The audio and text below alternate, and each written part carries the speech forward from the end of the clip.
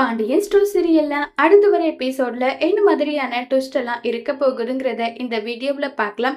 பழனியை கீழே தள்ளி விடுற மாதிரி தள்ளி விட்டதும் பாண்டியனுக்கு பயங்கரமா கோபம் வருது.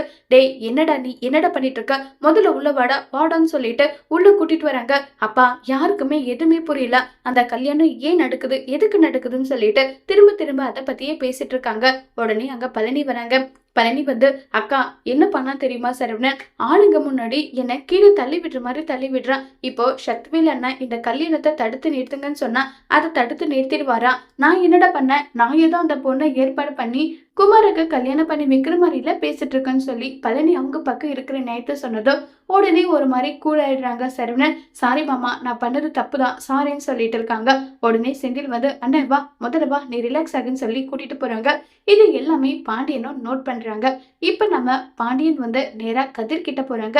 கதிர் கிட்ட போயிட்டு, கதிரே எனக்கு எல்லாமே தெரியும், ஏன்னா சரவணனுக்கு ஏதோ ஒரு பிரச்சனை இருக்கு, அவன் முன்ன மாதிரி இல்ல, எதுக்கு கோவப்படுறான், எதுக்கு வந்து அமைதியாகிறான், எதுக்காக படபடப்பாக்குறான், இது எல்லாமே நானும் பார்த்துக்கிட்டே இருக்கேன். அவனுக்கு என்னதான் பிரச்சனை, நீயும் செந்திலும் 2 பேரும் மாறி மாறி சரவணனை பார்த்துக்கிட்டு இருக்கீங்க, என்னடா விஷயம் சொல்லுடான்னு சொல்லிட்டு கேக்குறாங்க.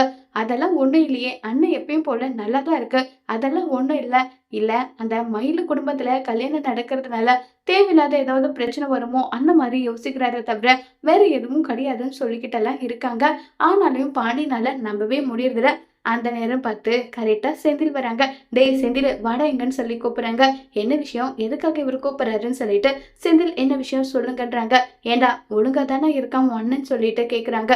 இங்க பாருங்க, நான் லஞ்ச் எல்லாம் வாங்குறதில்ல, இப்ப நல்லா ஒழுக்கமா வேலைக்கு போறேன். அப்புறம் என்ன, டேய் நான் உன்னை பத்தி கேட்கல, சரவணனை பத்தி கேக்குறேன். அவனுக்கு என்ன பிரச்சனை, நீயும் சரி கதிரும் சரி 2 பேரும் நடந்துக்கிற விதம் வேற மாதிரி இருக்கு, இப்ப உண்மையை சொல்ல முடியுமா முடியாதான்னு சொல்லி கேட்டதோ உடனே செந்தில் இல்ல சொல்றேன்னு சொல்லிட்டு எல்லா விஷயமும் சொல்றாங்க. டிப்ரெஷனாலதான் அண்ணன் இப்படி எல்லாம் நடந்துக்கிறாரு, அதனால டாக்டர் நாங்க கன்சல்ட் பண்ணிட்டு வந்தோம், டாக்டர் இதை சொன்னாங்கன்னு சொல்லிட்டு இதை சொன்னதுமே ஒரு மாதிரி பாண்டியனுக்கு ஃபீல் ஆயிடுது.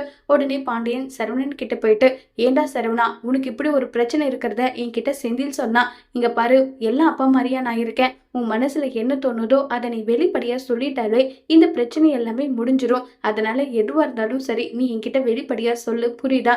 இங்க பாரு, டிவி பாரு, பாட்டு கேளு, பசங்க கூட சேர்ந்து சந்தோஷமா விளையாடு, நல்லபடியா இருடா, அப்படி இருந்தாலே உன்னுடைய டிப்ரெஷன் எல்லாமே சரியாகிடும் சொல்லிட்டு டிவி பார்க்கலாமான்னு சொல்லி பழைய பாட்டை உட்கார வச்சு பார்த்துட்டு இருக்காங்க சரவணன் கூட.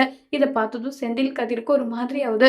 அங்க சரவணன் எப்படியாவது என்ன தப்பிக்க வேண்டான்னு சொன்னதும் மாத்திரை எடுத்துட்டு வந்து செந்தில் கொடுத்து சரவணனை சாப்பிட வச்சுட்டு உள்ள போயிட்டு இப்ப மீனா கிட்ட விஷயத்த சொல்றாங்க. இதை கேட்டதும் மீனாவுக்கு ஒரு மாதிரி ஃபீல் ஆயிடுது. எப்படியாவது இந்த விஷயத்துல இருந்து சரவணன் அண்ணனை வெளியே கொண்டு வரணும், அப்பா வெளியே கொண்டு வரேன்னு சொல்லிட்டு ஏதாவது தேவையில்லாத விஷயத்த பண்ணா மனசுக்கு கஷ்டமா ஆயிடுதுன்னு நல்லா சொல்லி வருத்தப்பட்டுட்டு இருக்காங்க.